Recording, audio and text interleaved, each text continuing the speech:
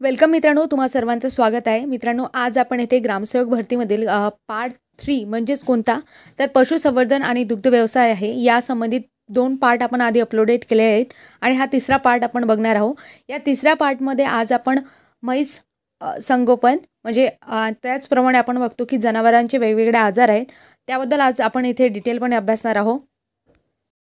तसंच मित्रांनो, या आधीचे तुम्ही 2 पार्ट बघितले नसतील तर त्याच्या लिंक जे आहे ते डिस्क्रिप्शनमध्ये किंवा कमेंट बॉक्समध्ये मी टाकून देईल. तिथे जाऊन तुम्ही त्या लिंकवर क्लिक करून लेक्चर पाहू शकता.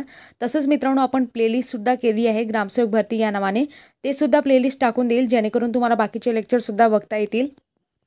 तसंच मित्रांनो, महत्त्वाची गोष्ट म्हणजे आपण या चॅनलवर ग्रामसेवक भरतीशी संबंधित संपूर्ण अभ्यासक्रम कव्हर करणार आहोत. यासाठी आपण बरेचसे लेक्चर अपलोडेड केले आहेत आणि जे काही उरलेले लेक्चर आहेत, टॉपिक आहेत, ते सुद्धा आपण तांत्रिक घटकाशी संबंधित लेक्चर टॉपिक आपण या चॅनलवर अपलोड करणार आहोत. आणि याच्या नोटिफिकेशन मिळण्यासाठी तुम्ही चॅनलवर नवीन असाल मित्रांनो तर चॅनलला नक्की सबस्क्राईब करा, जेणेकरून तुम्हाला सबस्क्रिप्शन केल्यानंतर त्याच्या नोटिफिकेशन मिळतील. तसेच मी नेहमीप्रमाणे सांगते की जे काही विद्यार्थी मित्र किंवा मैत्रिणी नवीन असतील त्यांच्यासाठी सांगते की या चॅनलवर आपल्याला कम्युनिटी सेक्शन आहे. त्या कम्युनिटी सेक्शनमध्ये तुम्ही यासंबंधित जे काही महत्त्वाचे प्रश्न आहेत ते पोल स्वरूपात क्वेश्चन स्वरूपात टाकले जातात. तिथे तुम्ही ते सोडवू शकतात, म्हणून त्या सेक्शनचा सुद्धा फायदा घ्या. आणि अशाच नवनवीन अपडेटेड माहितीसाठी चॅनलला सबस्क्राईब करायला विसरू नका, म्हणून नक्की सबस्क्राईब करा. चला तर मित्रांनो, तुमचा जास्तीचा वेळ न घेता आज आपण आपल्या टॉपिकला सुरुवात करूया. आपला टॉपिक आहे म्हैस संगोपन, तसेच जनावरांचे विविध आजार, त्याच्याशी संबंधित महत्त्वाचे मुद्दे आणि महत्त्वाच्या गोष्टी आपण आज इथे डिटेलपणे अभ्यासणार आहोत. आणि याआधी मित्रांनो, जे 2 भाग अपलोडेड केले आहेत त्या भागामध्ये पहिल्या भागामध्ये आपण पशुगणना काय झाली आणि त्याच्याशी संबंधित महत्त्वाचा जो काही करंटचे जे काही मुद्दे होते ते सगळे बघितले. त्याच्यानंतर दुसरा भाग बघितला, त्यामध्ये आपण गायींच्या जाती बघितल्या आणि त्याच्याशी संबंधित जे काही महत्त्वाचे मुद्दे होते ते सुद्धा बघितले.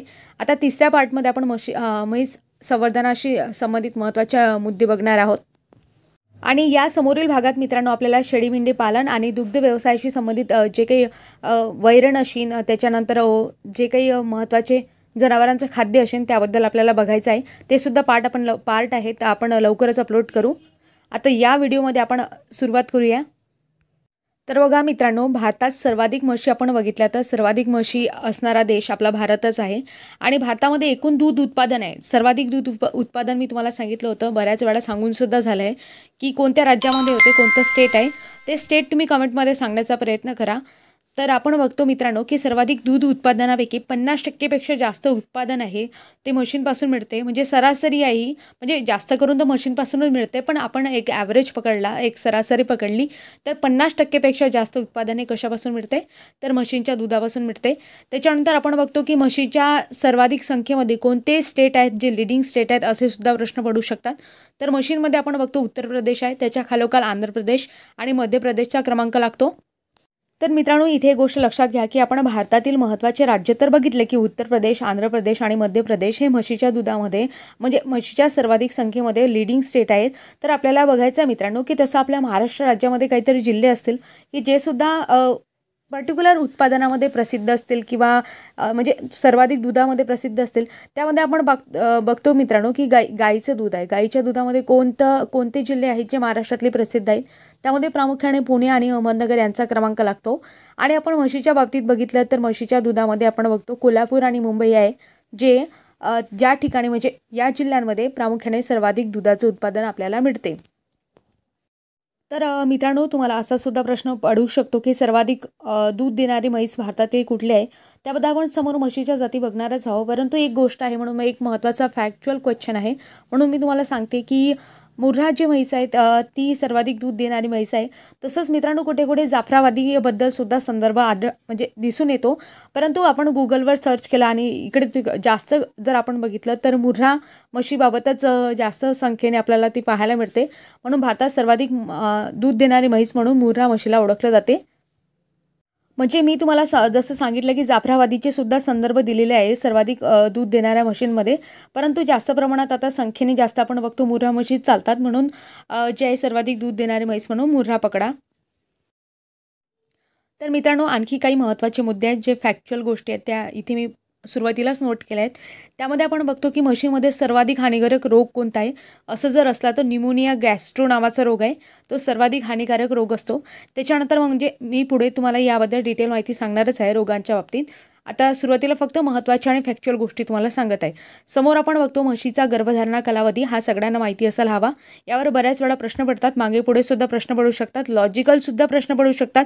कधी कधी दिवसांमध्ये विचारतात, कधी कधी महिन्यांमध्ये विचारतात, कधी दिवस मागे पुढे करून प्लस मायनस करून सुद्धा देतात. म्हणजे प्रश्न वेगवेगळ्या प्रकारे विचारू शकतात. परंतु एक ॲव्हरेज तुम्ही लक्षात ठेवा की 310 दिवस हा म्हशीचा गर्भधारणा कालावधी असतो, म्हणजे 10 महिने 10 दिवस. तर मित्रांनो, इथे म्हशीच्याबद्दल मी तुम्हाला सांगितलं, तर गाईच्याबद्दल सुद्धा मी तुम्हाला मागच्या पार्टमध्ये सांगितलं होतं, म्हणजे मागच्या व्हिडिओमध्ये, की गाईचा गर्भधारणा कालावधी किती असतो. तो तुम्ही मला कमेंटमध्ये सांगण्याचा प्रयत्न करा आणि तो महिन्यांमध्ये सुद्धा सांगा आणि दिवसांमध्ये सुद्धा सांगा, म्हणजे त्या गोष्टीची तुमची रिव्हिजन होईल. समोर महत्त्वाचा चार्ट दिला आहे मित्रांनो, त्यातून तुम्हाला बरेचसे ऑब्जेक्टिव्ह क्लिअर होतील. त्यामध्ये आपल्याला लोकेशन बघायचं आहे, कोणत्या बफेलोज आहेत जे कोणत्या ठिकाणी आपल्याला पाहायला मिळतात. तर त्यामध्ये आपण जर मुर्हा ग्रुप जर बघितला, तर मुर्हा ग्रुप जो आहे पर्टिक्युलरली आपण बघतो त्यामध्ये कोणकोणत्या मशीनचा समावेश होतो आणि त्या कुठे सापडतात. तर मुर्हा ग्रुपमध्ये प्रामुख्याने मुर्हा, नीली रावी, त्याच्यानंतर आपण बघतो गोदावरी आहे, इत्यादींचा समावेश होतो. समोर आपण बघतो मित्रांनो गुजरात ग्रुप आहे. गुजरात ग्रुपमध्ये कोणकोणत्या मशीनचा समावेश होतो ते आपल्याला बघायचं आहे. तर गुजरात ग्रुपमध्ये प्रामुख्याने सुरती आहे, जाफराबादी, मेहसाणा इत्यादींचा समावेश होतो. नंतर आपल्याला उत्तर प्रदेश ग्रुप बघायचा आहे. उत्तर प्रदेश ग्रुपमध्ये कोणत्या म्हशींचा समावेश होतो, त्यामध्ये भदावरी आहे, त्याच्यानंतर तराई आहे, ह्या महत्त्वाच्या म्हशी आहेत. यांचा समावेश कुठे होता, तर उत्तर प्रदेश ग्रुपमध्ये होतो. समोर आपण बघतो मित्रांनो सेंट्रल इंडिया ग्रुप आहे आणि सेंट्रल इंडिया ग्रुपमध्ये कोणकोणत्या म्हशी येतात तर ते आपल्याला पाहायचं आहे. तर नागपुरी आहे, पंढरपुरी, मंडा, त्याच्यानंतर जेरांगी, नंतर संबलपूर, ह्या ज्या म्हशी आहेत त्या महत्त्वाच्या म्हशी आहेत आणि त्या सेंट्रल इंडिया ग्रुपमध्ये आपल्याला पाहायला मिळतात. आणि समोर आपण बघतो साऊथ इंडिया ग्रुप आहे. साऊथ इंडिया ग्रुपमध्ये कोण कोण येते, तर तोडा आहे, नंतर साऊथ कॅनरा नावाची कॅनरा नावाच्या म्हशी आहेत त्या आपल्याला पाहायला मिळतात. अशा प्रकारे हा महत्त्वाचा चार्ट आहे, ज्यामधून तुम्हाला बरेच ऑब्जेक्टिव्ह क्लिअर होतील. मित्रांनो, आता समोर आपण म्हशींच्या महत्त्वाच्या जाती बघणार आहोत. त्यामध्ये मी महत्त्वाच्या ज्या काही जाती आहेत त्या इथे घेतलेल्या आहेत. त्यामध्ये प्रामुख्याने आपण बघतो मुर्हा जी म्हैस आहे आणि तिचं मूळ स्थान आपण जर बघितलं मित्रांनो, तर पंजाब, दिल्ली, उत्तर प्रदेश, राजस्थान, हरियाणा या ठिकाणी आपल्याला ह्या म्हशी आढळून येतात. आणि यांचा रंग कसा असतो, तर रंग काजळासारखा एकदम काळा असतो. शिंग वेटोळेयुक्त असतात आणि आखूड असतात. आणि फॅट कंटेन आपण बघतो या म्हशीच्या दुधामध्ये किती फॅट कंटेन असते, तर 7% फॅट आपल्याला या म्हशीच्या दुधामध्ये पाहायला मिळतं आहे. आणि या म्हशी एका वित्याला 2000 ते 2500 kg पर लॅक्टेशन एवढं दूध देतात, म्हणून महत्त्वाच्या म्हशी आहेत. समोर जर मित्रांनो आपण बघितलं तर मेहसाणा म्हशीबद्दल सांगितले आहे. आणि मेहसाणा ही जी म्हैस आहे मित्रांनो ती मुर्हा म्हैस आहे. तसंच आपण बघतो सुरती ही जी म्हैस आहे या दोघींच्या क्रॉसमधून बनवण्यात आलेली आहे, म्हणून आपल्याला मेहसाणामध्ये आपण बघतो मुर्हा आणि जे काही सुरती आहे या दोघींचे सुद्धा कॅरेक्टर त्यामध्ये आपल्याला पाहायला मिळतात. तर मेहसाणा म्हशीबद्दल आपण सुरुवातीला चार्टमध्ये बघितलं, याचं लोकेशन आपण बघतो पर्टिक्युलरली कोणत्या एरियामध्ये ही मोडते, तर गुजरात एरियामध्ये ही येते, म्हणजे तिचं मूळ स्थान कोणतं आहे तर गुजरात आहे. समोर मित्रांनो सुरती सांगितलेली आहे आणि सुरतीबद्दल आपल्याला डिटेल माहिती घ्यायची आहे. सुरतीसुद्धा मित्रांनो आपण बघतो तर कोणत्या रिजनमध्ये येते, तर गुजरात रिजनमध्येच आपल्याला पाहायला मिळते. आणि हिचं मूळ स्थान म्हणजे पर्टिक्युलर जर विचार केला तर सुरत, खेडा हे आहे आणि गुजरातमधला हा भाग आहे. आणि हिचा रंग कसा असतो, काळा करडा असतो. डोके लांबट रुंद असते आणि विड्यासारख्या शिंगांनी झाकलेले असते. आणि यामध्ये एक वैशिष्ट्य असते की ते म्हणजे भुवयाचे जे काही केस असतात त्यामध्ये आपण बघतो ते पांढरे असतात आणि डोळे जे असतात मोठे असतात. अशा प्रकारे सुरतीमध्ये काही वैशिष्ट्य आपल्याला पाहायला मिळतात. आणि याचं लॅक्टेशन इल्ड किती आहे, तर 1500 ते 1600 kg पर लॅक्टेशन इल्ड आहे, म्हणून महत्त्वाची गोष्ट आहे. आता या दोघींच्या क्रॉसमधून म्हणजे मुर्हा म्हैस आहे जिचा रंग अतिशय काळा असतो आणि जी सुरती आहे हिचा रंग कसा असतो, काळा करडा रंग असतो. या दोघींच्या क्रॉसमधून मेहसाणा आहे, म्हणून आपण बघतो दोघींचे वैशिष्ट्य मेहसाणामध्ये पाहायला मिळतात. आणि मेहसाणाचं लॅक्टेशन राहिलं होतं तर ॲव्हरेज मिल्क इल्ड किती आहे त्याचं 1500 ते 1800 kg पर लॅक्टेशन एवढं मेहसाणाचं आपल्याला ॲव्हरेज मिल्क इल्ड पाहायला मिळते. तर मित्रांनो समोर आपल्याला नागपुरी आहे, पंढरपुरी आहे, तसेच इलिचपुरी आहे याबद्दल बघायचं आहे. तर मित्रांनो बऱ्याच वेळा काय होते की नावामध्येच काही गोष्टी लपलेल्या असतात, तसंच इथे सुद्धा आहे. इथे काय सांगितलं आहे, नागपुरी. मग नागपुरी आहे म्हणजे कोणत्या रिजनमध्ये असणार आहे? साधी गोष्ट आहे. नागपूर आहे म्हणजे नागपूर रिजनमध्ये असणार आहे. मग आता नागपूर रिजनमध्ये कोणकोणत्या गोष्टी येतात तर आपण बघतो, नागपूर आहे, वर्धा आहे, यवतमाळ, अमरावती इत्यादी ठिकाणी आपल्याला कोण पाहायला मिळेल तर नागपुरी पाहायला मिळेल. समोर आपण बघतो पंढरपुरी आहे. मग पंढरपुरीच्या बाबतीतसुद्धा तसं, तिच्यासुद्धा नावातच आजूबाजूच्या गोष्टी लिंक आहेत. मग पंढरपुरीमध्ये आपण बघतो कोण? कोल्हापूर, सोलापूर, सातारा, सांगली या ठिकाणी कोण असणार आहे तर पंढरपुरी आपल्याला पाहायला मिळणार आहे. अशा प्रकारे मित्रांनो ह्या दोन्ही मशीनबद्दल म्हणजे नेटिव्ह प्लेस आपण बघितले आणि पर्टिक्युलर ह्या महाराष्ट्रामध्ये आहे म्हणून महाराष्ट्रातले आहेत म्हणून महत्त्वाचे आहेत म्हणून लक्षात ठेवा. तर मित्रांनो या मशीनचा रंग कसा असतो? काळा भुरका असतो. साधारण गोष्ट आहे, मशीनचा रंग काळा आणि भुरकाच असणार आहे. नंतर आपण बघतो की यामध्ये शिंग जे असतात ते तलवारीसारखे असतात. हा एक महत्त्वाचा ऑब्जेक्टिव्ह आहे की नागपुरी या म्हशीमध्ये आपण बघतो शिंगे कसे असतात तर तलवारीसारखे असतात आणि मागे वळलेली असतात, असे बॅकवर्ड झालेले असतात ब्रेन म्हणजे एक प्रत्येक साईडनी.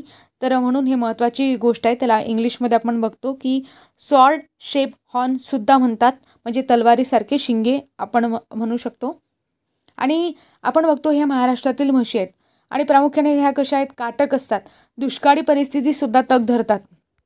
तर मित्रांनो मी तुम्हाला मागच्या व्हिडिओमध्ये काही गोष्टी सांगितल्या होत्या, म्हणजे पार्ट 2मध्ये ज्यामध्ये आपण गायींच्या जाती बघितल्या. गायींच्या जातीमध्ये मी तुम्हाला डिटेलपणे सगळ्या गोष्टी सांगितल्या, देशी कोणत्या, विदेशी कोणत्या, त्याच्या आजूबाजूची माहिती, त्याचा क्रोमोझोम नंबर काय, त्याच्याशी लॅक्टेशन पिरियड काय, त्याच्याशी महत्त्वाचे A to Z मुद्दे सांगितलेले आहे. तर त्या बाबतीत मी तुम्हाला एक गोष्ट सांगितली होती की गायींच्या बाबतीत, विदेशी गायींच्या बाबतीत आपण बघतो जगातील सर्वाधिक दूध देणारी गाय कोणती तर होलिस्टीन फ्रिजियन आहे, आपल्याला सगळ्यांना माहिती आहे. परंतु आपण बघतो आपल्या भारतीय म्हणजे भारतीय गायींमध्ये आपण जर विचार केला तर साहिवालचा क्रमांक लागतो प्रथम दूध देणाऱ्या गायींमध्ये. तर मित्रांनो यामध्ये फरक असा आहे की होलिस्टीन फ्रिजियन जरी सर्वाधिक दूध देत असली तरी ती एवढी काटक नसते, रोगप्रतिकारक शक्ती चांगली नसते. त्यामुळे ज्या काही भारतीय गायी असतात त्यांची रोगप्रतिकारक शक्ती कशी असते तर चांगली असते, म्हणून भारतीय गायी जास्त कोणत्याही परिस्थितीत त्या टिकू शकतात. त्या मानांच्या विदेशी गायी आहेत त्या कोणत्याही परिस्थितीत टिकू शकत नाही, म्हणजे जर अनुकूल परिस्थिती नसेल तर त्या प्रतिकूल परिस्थितीमध्ये टिकत नाहीत. आणि जसं मित्रांनो आपण गायींच्या बाबतीत बघितलं तसं आपण महाराष्ट्राच्या ज्या काही ह्या म्हशी आहेत जसं नागपुरी, पंढरपुरी, इलिशपुरी ह्या ज्या म्हशी आहेत त्यांच्याबाबत काही गोष्टी लागू होतात. त्यांची रोगप्रतिकारक क्षमता जी आहे ती अधिक असते. दूध उत्पादन क्षमता अधिक जरी नसती तरी आपण म्हणू शकतो की त्यांची रोगप्रतिकारक क्षमता जी आहे ती चांगली असते, म्हणून या जास्त काळ टिकतात आणि जास्त प्रमाणे कोणत्याही प्रतिकूल परिस्थितीमध्ये त्या म्हणजे तग धरून राहतात. तसंच मित्रांनो आपण बघतो की काही महत्त्वाच्या गोष्टी आहेत ज्यामध्ये आपण बघतो प्रजोत्पादन क्षमता आहे ती सुद्धा या म्हशींच्या बाबतीत चांगली असते. यामध्ये दुग्धोत्पादन आणि ते काही सातत्य असते ते सुद्धा चांगलं असते, म्हणून ह्या ज्या म्हशी आहेत त्या जास्त काळ टिकतात. आणि आपण बघतो इतर म्हशींपेक्षा याचं दूध उत्पादन मी तुम्हाला सांगितलं कमी जरी असलं तरी यामध्ये जे असणारं सातत्य आहे, प्रजनोत्पादनाचं जे काही वैशिष्ट्य आहे, त्याचप्रमाणे प्रतिकार क्षमतेचं जे काही वैशिष्ट्य आहे ते चांगलं असते, म्हणून शेतकऱ्यांना परवडणारी म्हैस म्हणून या म्हशीला ओळखतात. तर मित्रांनो समोर आपल्याला फॅट पर्सेंटेज बघायचं आहे, त्यामध्ये फॅक्च्युअल प्रश्न पडतात. असे प्रश्न आपण बघतो की प्रामुख्याने मी तुम्हाला सांगितलं होतं जाफराबादी म्हैस आहे आणि त्याच्यानंतर भदावरीसुद्धा म्हैस आहे. तर भदावरीमध्ये सगळ्यात जास्त फॅट पर्सेंटेज असते, जवळजवळ 13% म्हणत आहे, 13% फॅट आपल्याला पाहायला मिळते तिच्या दुधामध्ये. तर दुसरी म्हैस आपण बघतो जाफराबादी आहे. जाफराबादी या म्हशीमध्ये 9 ते 10% फॅट आपल्याला पाहायला मिळते.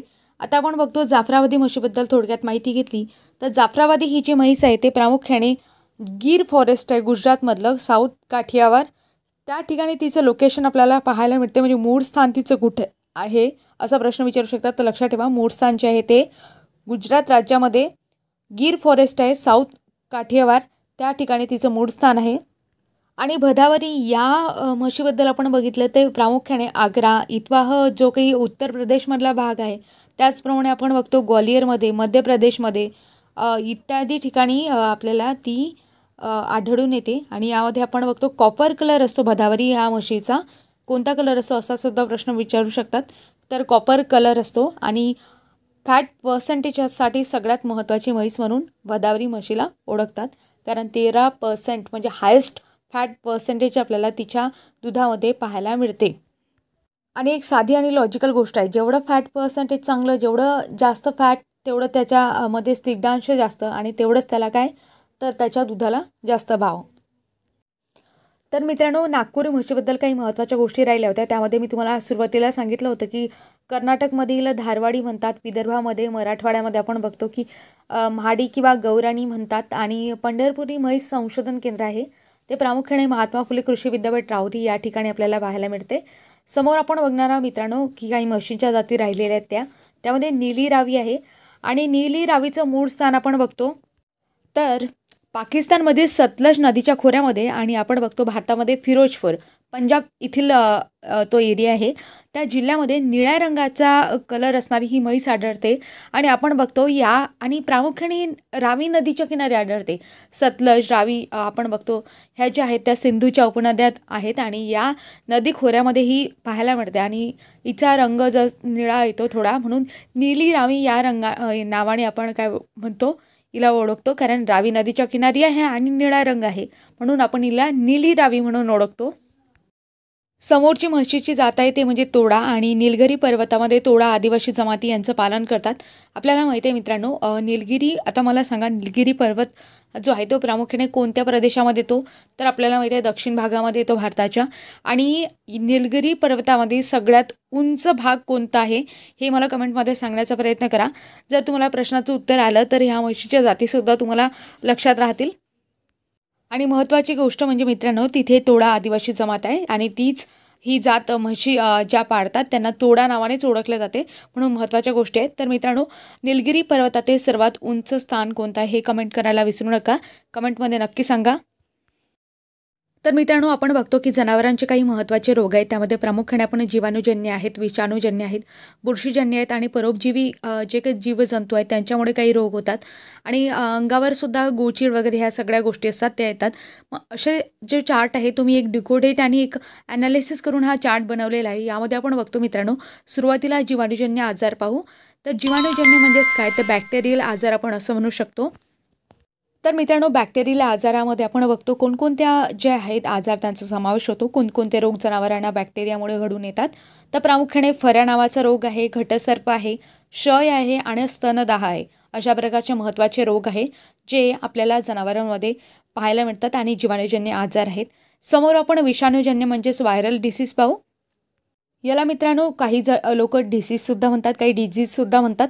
आता आपापल्या उच्चारानुसार तुम्ही गोष्टी लक्षात घ्या. इथे फक्त आपल्याला समजण्याला अर्थ आहे, भाषा कोणतीही असो, समजलं म्हणजे आपल्याला प्रश्नाचं उत्तर देता येईल. आता इथे आपण बघतो विषाणूजन्य म्हणजेच मी तुम्हाला सांगितलं व्हायरल आहे. तर व्हायरल यामध्ये कोणकोणत्या गोष्टी मोडतात, कोणकोणते व्हायरल इन्फेक्शन जनावरांना होतात. त्यामध्ये लाळ खुरकत आहे, त्याच्या फूड अँड माउथ डिसीज आपण असं म्हणतो त्याला. त्याच्यानंतर देवी नावाचा रोग आहे, बुळकांडी नावाचा रोग आहे. आता बुळकांडी हा काय प्रकार आहे, नवीनच शब्द वाटतो. तर रिंडर पेस्ट असं म्हणतात आणि कॅटलमध्ये त्याला प्लेग असं म्हणतात, जसं माणसांमध्ये प्लेग नावाचा वेगळा असतो जो प्रामुख्याने. बरं मला सांगा, प्लेग नावाचा रोग असतो तो कशामुळे होतो, आणि याची जी साथ होती ती मध्ये भरपूर प्रमाणात येत होती. आणि प्लेग आपण बघतो मित्रांनो एक महामारी आहे आणि अशा बऱ्याच महामाऱ्या येऊन गेलेल्या आहेत. आणि निसर्गाचं नियमन, निसर्ग ज्या सगळ्या गोष्टींचं नियमन करत असतो, मग निसर्ग कसं करतो तर आपण बघतो की बरेचसे पुरावे यासाठी आहेत. आणि बऱ्याचशा गोष्टी आहेत ज्या फॅक्च्युअल आहेत आणि काही कन्सेप्च्युअल आहेत आणि काही लॉजिकल आहेत, जे बरेचसे तज्ज्ञांचे मत आहेत. त्यामध्ये आपण बघतो की दर 100 वर्षांनी महामारी ही ठेवलेलीच असते. जसं 1921मध्ये काहीतरी महामारी झाली होती, त्याच्यानंतर 2021मध्ये आपण कोरोना अपडेटेड गोष्ट सांगते की कोरोनाची महामारी आली. अशा प्रकारच्या महामाऱ्या ह्या निसर्गाने ठेवलेल्याच असतात. म्हणून एक सुंदर अर्थतज्ञ आहे, त्यांनी खूप सुंदर कन्सेप्ट आहे त्यांची, ते सुद्धा सांगितले आहे. त्यामध्ये त्यांनी सांगितलं आहे की निसर्ग जे आहे ते लोकसंख्येचं नियमन करत असतो. म्हणजे ह्या कन्सेप्ट ज्या आहेत ते खूप डीप आहेत आणि त्यासाठी बरंचसं नॉलेज जे आहेत आणि पेपरमध्ये अशा बऱ्याचशा बातम्या येत राहतात. म्हणून अपडेटेड माहिती ठेवत जा. तर मित्रांनो, आपण विषाणूजन्य आजार बघत होतो, म्हणजेच व्हायरल डिझीज बघत होतो, रोग बघत होतो. त्यामध्ये मी तुम्हाला सांगितलं लाळ खुरकत आहे, देवी आहे आणि बुळकांडी आहे, अशा प्रकारे सांगितलं. नंतर आपण बघतो बुरशीजन्य काही आजार आपल्याला बघायचे आहेत. म्हणजेच जनावरांवर कोणकोणते बुरशीजन्य आजार येतात त्यामध्ये आपण बघतो की नाईटी आहे, गजकर्ण आहे, त्याच्यानंतर लूद आहे, नंतर त्वचेचे विकार आहेत वेगवेगळे. अशा प्रकारे जे महत्त्वाचे बुरशीजन्य आजार आहे. बऱ्याच वेळा मित्रांनो बुरशीजन्य म्हणजेच फंगस होते आणि त्यालाच कवकसुद्धा म्हणतात कुठे कुठे, असा सुद्धा संदर्भ आहे. म्हणून जे महत्त्वाचे गोष्टी आहेत म्हणजे सिमिलर नावंसुद्धा लक्षात ठेवा. तर लक्षात ठेवा की नायटे, गजकर्ण, त्वचेचे विकार हे सगळे कशामुळे होतात तर बुरशीजन्य रोग आहेत आणि जनावरांना होतात. समोर आपण बघतो परोपजीवी काही रोग आहेत, त्यामध्ये आपण बघतो. तर मित्रांनो, परोपजीवी जे काही जीवजंतू आहेत त्यांच्यामुळे आपण बघतो जंत आहेत, त्याच्यानंतर थायलेरियासिस आहे. अशा प्रकारचे जे महत्त्वाचे जीवजंतूमुळे जनावरांना काय होतात, रोग होतात. नंतर आपण बघतो अंगावर येणारे जे काही कीटक आहेत त्याच्यामध्ये बघतो प्रामुख्याने कोचेड आहेत, माशा आहेत, उवा आहेत, त्याच्यानंतर पिसवा आहे. या सगळ्या गोष्टीमुळे सुद्धा जनावरांना त्रास होतो. अशा प्रकारे हा चार्ट आहे, अतिशय महत्त्वाचा चार्ट आहे. यावर तुम्हाला डायरेक्ट प्रश्न विचारू शकतात की हा आजार आहे, हा जीवाणूजन्य आजार आहे का, त्याच्यानंतर हा विषाणूजन्य आजार आहे का, किंवा जीवाणूजन्य आजाराचं तुम्हाला नाव देतील आणि विचारतील की हा कोणत्या प्रकारचा आजार आहे. असे प्रश्न यावर पडतात, म्हणजे फॅक्च्युअल प्रश्न तुम्हाला इथे पडणार आहे. समोर या आजारांबद्दल आपण डिटेल माहिती बघणार आहोत. तसंच मित्रांनो, बॅक्टेरियल डिझीजमध्ये प्रामुख्याने अँथ्रॅक्स, त्याच्यानंतर black quarter, black leg in cattle, नंतर आपण बघतो शैता पण बघितलाच आहे, आणि मस्टायटिस. अशा प्रकारे महत्त्वाचे आजार आहेत जे इंग्लिशमध्ये इथे सांगितले आहेत. बऱ्याच विद्यार्थी मित्रांना मराठीतून समजत नाही, त्यांनी इंग्लिशमधून हे आजार आहेत ते लक्षात ठेवा, बॅक्टेरियल आजार आहेत हे. तर मित्रांनो, आता आपण 2 पार्टमध्ये विभाजन करणार आहोत. सुरुवातीला आपण संसर्गजन्य रोग बघणार आहोत, त्याच्यानंतर असंसर्गजन्य जे रोग आहेत ते बघणार आहोत. म्हणजे आता संसर्गजन्य रोगांमध्ये कोणकोणते रोग होतात ते डिटेलपणे आपण ॲनालिसिस करणार आहोत, कारण त्यामध्ये सुद्धा आतमध्ये सुद्धा प्रश्न विचारलेले आहेत. म्हणून लक्षात ठेवा मित्रांनो. आता एक एक गोष्ट आपण लक्षपूर्वक ऐका. तर बघा मित्रांनो, संसर्गजन्य रोगामध्ये प्रामुख्याने बुडकांडे आहे, त्याला रिंडरपेस्ट इंग्लिशमध्ये आपण असं म्हणतो. नंतर लाळ खुरकत आहे, त्याला फूड अँड माउथ डिसीज असं म्हणतो. त्याच्यानंतर घटसर्प आहे, नंतर गर्भपात आहे. गर्भपाताला आपण प्रामुख्याने एक नावसुद्धा आहे, ब्रुसेलोसिस नावाने, म्हणजे हा उच्चार आहे तो नीट तुम्ही बघून घेसाल. तर मित्रांनो, अशा प्रकारे जे काही रोग आहेत ते संसर्गजन्य रोगामध्ये मोडतात. म्हणजे मित्रांनो, आता समोर आपण एक एक गोष्ट डिटेलपणे अभ्यास करू. आता बघा, फऱ्या नावाचा डिसीज आहे, फऱ्या नावाचा रोग आहे. हा कशामुळे होतो तुम्हाला प्रश्न विचारू शकतात. मराठीवाल्यांनी सुद्धा लक्षात घ्या आणि इंग्लिशवाल्यांनी सुद्धा लक्षात घ्या. बऱ्याच वेळा काय करते, IBPS जे असते ते इंग्लिश नावं जसेचे तसे मराठीमध्ये कॉपी करते. म्हणजे ही IBPSचा पॅटर्नच तो तसा आहे, जसं आपण बोलतो तसंच ते मराठीमधलं म्हणजे इंग्लिशमधलं मराठीमध्ये टाईप करून टाकते. त्यामुळे काय होते, तुम्हाला जीवाणू जरी तुम्ही लक्षात ठेवत असाल ना, तरीसुद्धा बॅक्टेरियासुद्धा लक्षात ठेवा, जेणेकरून काय होते, दोन्ही गोष्टी लक्षात राहिल्या तर आपल्या प्रश्नाचं उत्तर पटकन लॉजिक लागते आणि पटापट उत्तर आपल्याला देता येतात. तर बघा मित्रांनो, फऱ्या नावाचा डिसीज असतो तो कशामुळे होतो, क्लोस्ट्रिडियम शुवाई नावाचं आहे आणि सेप्टिकस जीवाणू आहे. या दोघांच्या म्हणजे हे कॉझल ऑर्गॅनिझम आहे, म्हणजे हा रोग घडून आणणारे जीवाणू आहेत, यामुळे हा रोग घडून येतो. आणि याच्यामध्ये नेमकं काय सिम्पटम्स, काय लक्षणे काय दिसतात, की काय सिम्पटम्स आणि काय लक्षणे दिसायला लागले म्हणजे आम्हाला समजेल की फऱ्या रोग जनावरांना झाला आहे. तर अचानक एकाएकी ताप येते, मागचा जो पाय आहे ना तो लंगडतो, म्हणजे जनावरांचा, आणि मासल भागाला सूज येते, आणि म्हणूनच याला आपण ब्लॅक कॉटर नावाने सुद्धा ओळखतो. आणि यामध्ये आपण बघतो तो मासल भाग आहे, त्याला जर आपण हात लावला तसा चरचर असा आवाज येतो. आणि पावसाळ्यामध्ये प्रामुख्याने हा रोग होतो, कारण मित्रांनो काय असते, पावसाळ्यामध्ये आपल्याला माहीत आहे जीवाणू वगैरे राहतात, ते जमिनीमध्ये राहतात आणि साधारण गोष्ट आहे, त्यांना ओलावायची गरज असते. आणि पावसाळ्यामध्ये जास्त प्रमाणात ओलावा होतो आणि ॲसिडिकसुद्धा जमिनी असतात. आणि अशा वेळेस काय होते, प्रामुख्याने जीवाणू आणि जे काही जीवजंतू आहेत त्यांचं प्रामुख्याने जास्त प्रमाणात काय होते, संसर्ग जनावरांना होते. आणि प्रामुख्याने हा जो रोग आहे ब्लॅक कॉटर, त्याला फऱ्या मराठीमध्ये आपण असं म्हणतो, तो कशामुळे होतो, तर कशामुळे होतो, जीवाणूमुळे होतो, म्हणून लक्षात घ्या. आणि ते जीवाणूसुद्धा लक्षात ठेवा, कॉझल ऑर्गॅनिझमसुद्धा लक्षात ठेवा.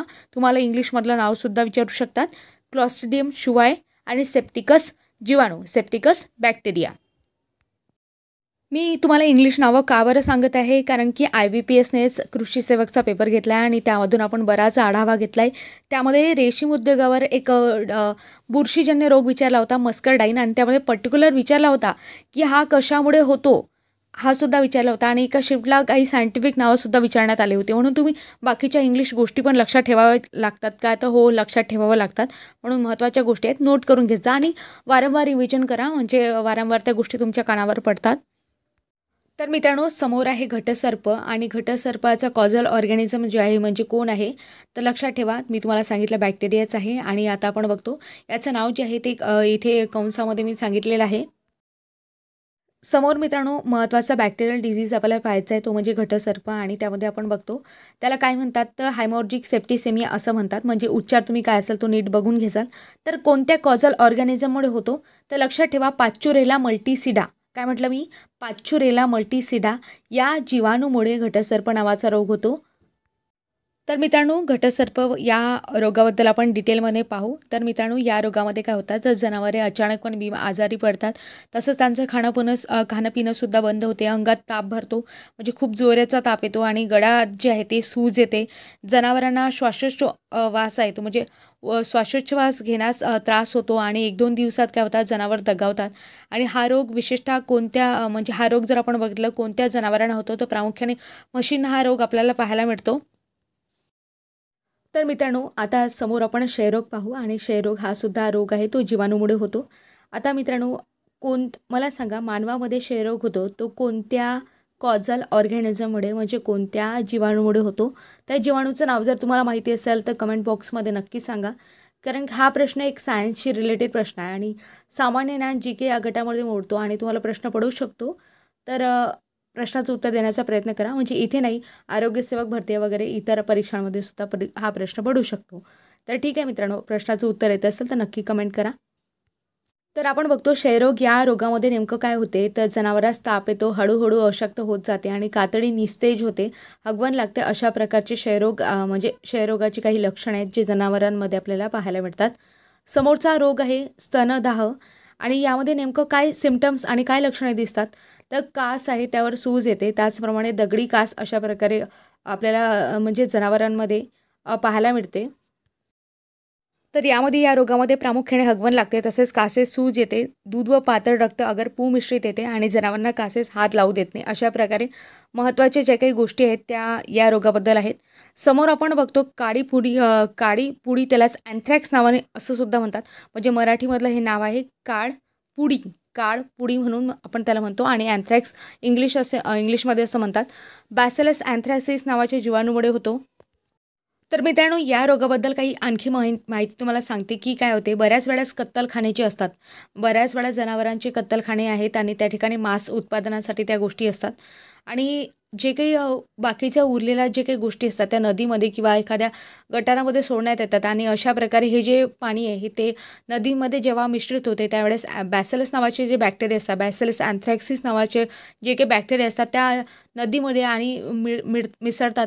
आणि त्यामुळे काय होते, एक पाणी जे आहे ते दूषित होते आणि त्यामुळे बऱ्याच प्रमाणात आपण बघतो की अँथ्रॅसिस नावाचा रोग आहे तो पसरतो. म्हणजे हे सगळं ॲनालिसिस का सांगितलं, कारण याच्यावर प्रश्न पडलेला आहे आणि यावर फॅक्च्युअल प्रश्न पडलेला आहे, तसंच कन्सेप्च्युअलसुद्धा प्रश्न पडलेला आहे. म्हणून ह्या दोन्ही गोष्टी आहेत त्या महत्त्वाच्या आहेत म्हणून सांगितल्या.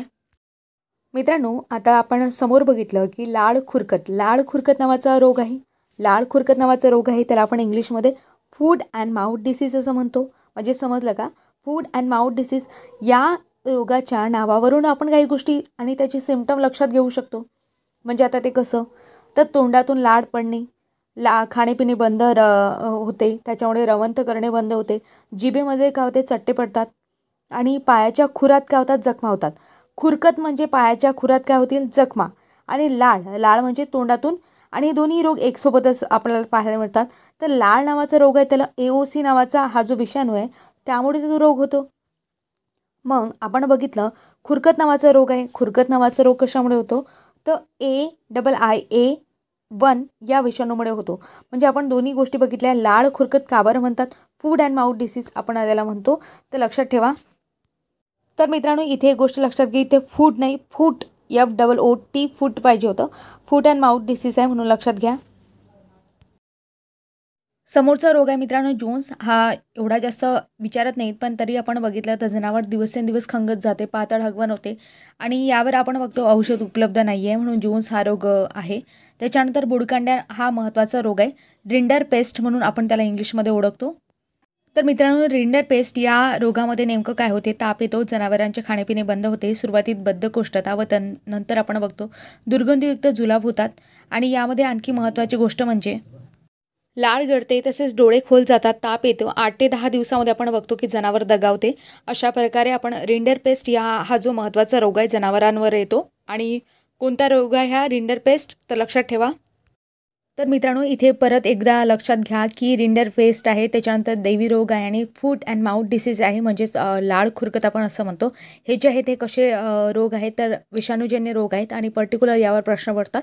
फॅक्च्युअल प्रश्न विचारला जातो की कोणते रोग आहेत किंवा रोगाचं नाव देऊन हा रोग कशामुळे होतो, असा सुद्धा उलट प्रश्न विचारू शकतो. समोरचा रोग आहे सरा आणि हा रोग जो आहे तो ट्रिपॅनोसोमा या जंतूपासून होतो आणि त्यावर ताप येते. आपण बघतो की यामध्ये एक वैशिष्ट्य असते की हा रोग जेव्हा होतो तेव्हा जनावर जे आहे ते भिंतीला काय मारते, धडका मारते, म्हणून हा एक रोग आहे. समोर आपण बघतो की थायलेरियासिस नावाचा एक रोग आहे आणि हा रोग जो आहे अतिसूक्ष्म जे काही परजीवी जंतूंमुळे होतो. या सतत 2 ते 3 आठवडे ताप येते. त्याचप्रमाणे आपण आणखी काही वैशिष्ट्य बघितली तर रक्तातील हिमोग्लोबिन आहे ते सुद्धा कमी होते, म्हणून थायलेरियासिस हा परजीवी जंतूंमुळे होणारा रोग आहे, म्हणून लक्षात ठेवा.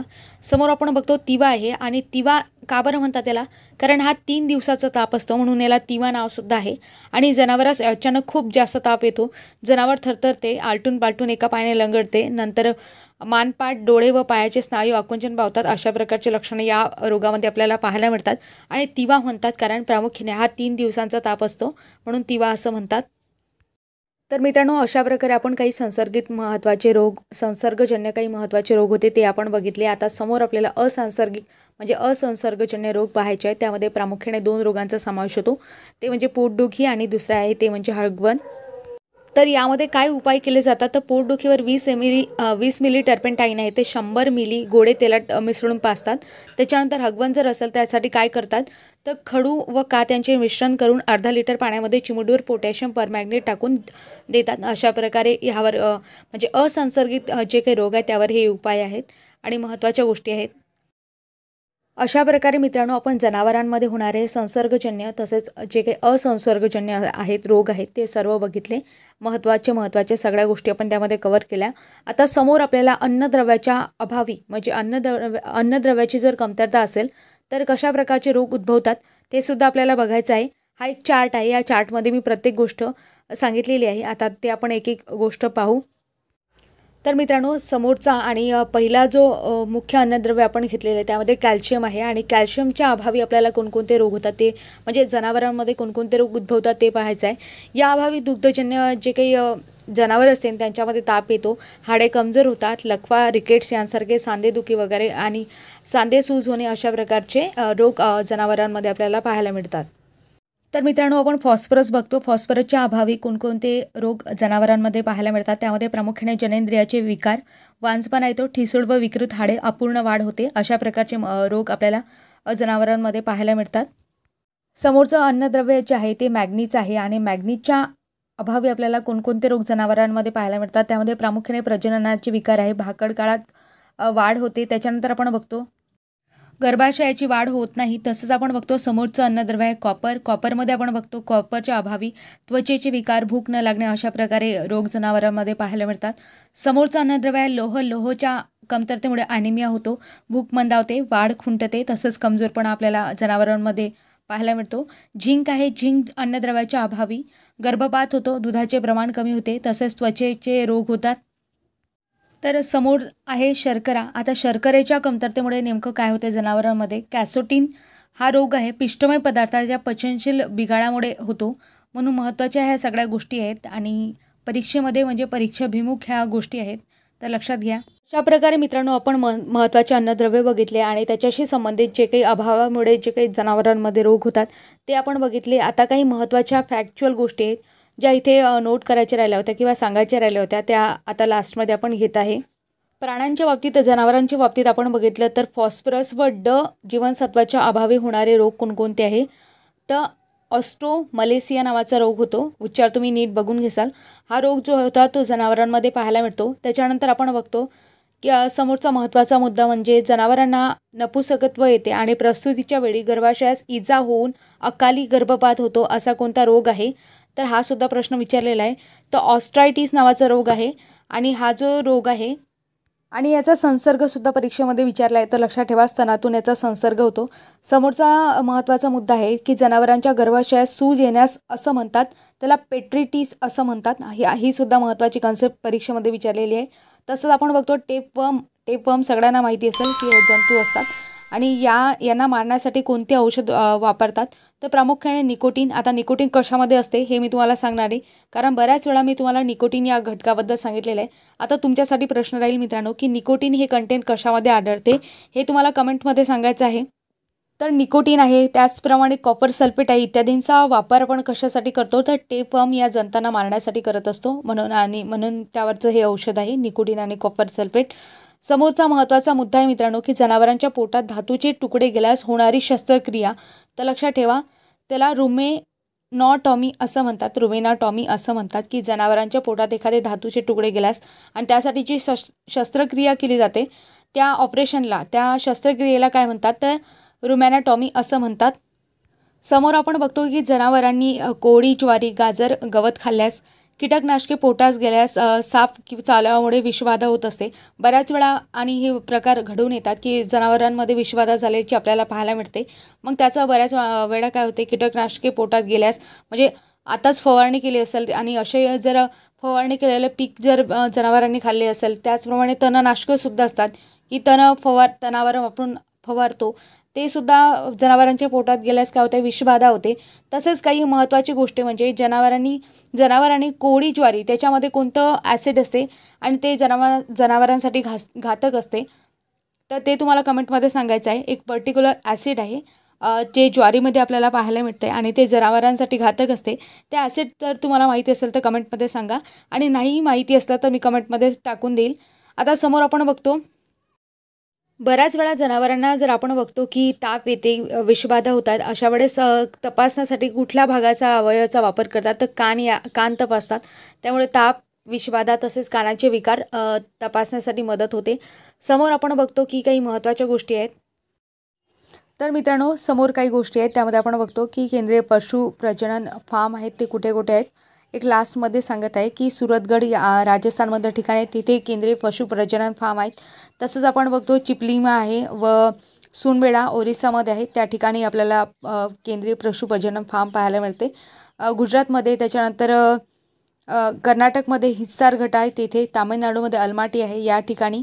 आणि शेवटचं मित्रांनो आपल्याला जनावरांशी संबंधित आणखी महत्त्वाच्या गोष्टी म्हणजे शेळ्या मेंढ्या पालन यावर व्हिडिओ बनवणं आहे. तसंच जनावरांचा चारा असतो त्यावरसुद्धा प्रश्न पडलेले आहेत, त्यावरसुद्धा व्हिडिओ बनवणं आहे. आणि दुग्धोत्पादनाशी संबंधित काही गोष्टी आहेत त्यासुद्धा कवर करायच्या आहे. तिथे IBPSने पर्टिक्युलरली पशुसंवर्धन हा टॉपिक दिला आहे, त्यांनी दुग्धोत्पादन असं सांगितलेलं नाही आहे, तरीसुद्धा आपल्याला त्या गोष्टी कवर करायच्या आहे, कारण की प्रश्न तिथपर्यंत जाऊ शकतो. आणि मित्रांनो, बऱ्याच वेळा काय होते, आपण मॅरेथॉन लेक्चर बघतो. मॅरेथॉन लेक्चरमध्ये काय होते, शेवटी मॅरेथॉन जशी परीक्षा जवळ येते तसे मॅरेथॉन लेक्चर बऱ्याचशा अकॅडमी आणि लेक्चर अपलोडेड होत असतात आणि आपण फायनल टचअप देण्यासाठी त्या गोष्टी करतो. परंतु तो एक फायनल टचअप असतो आणि त्याचा मॅरेथॉनचा अर्थ असा असतो की तुमचा आधी अभ्यास झालेला आहे आणि शेवटी तुम्ही त्याला एक फायनल टचअप देत असता. म्हणून मित्रांनो, त्यावेळेस जर तुमचा अभ्यास नसेल तर ते मॅरेथॉन केल्यानंतरही तुम्हाला त्या गोष्टी लक्षात राहत नाही. म्हणून डेली लेक्चर करा, डेली एक लेक्चर जसं तुम्ही करत जाता तसं तुमची कन्सेप्ट आणि क्लिअरिटी वाढत जाते. तसंच प्रश्न फॅक्च्युअल विचारो किंवा कन्सेप्च्युअल विचारो, दोन्ही गोष्टीचं नॉलेज तुम्हाला येते, म्हणून प्रश्नाच्या उत्तरापर्यंत आपण जाऊ शकतो. म्हणून सर्व लेक्चर आणि सर्व सिलेबस कव्हर करण्याचा प्रयत्न करा.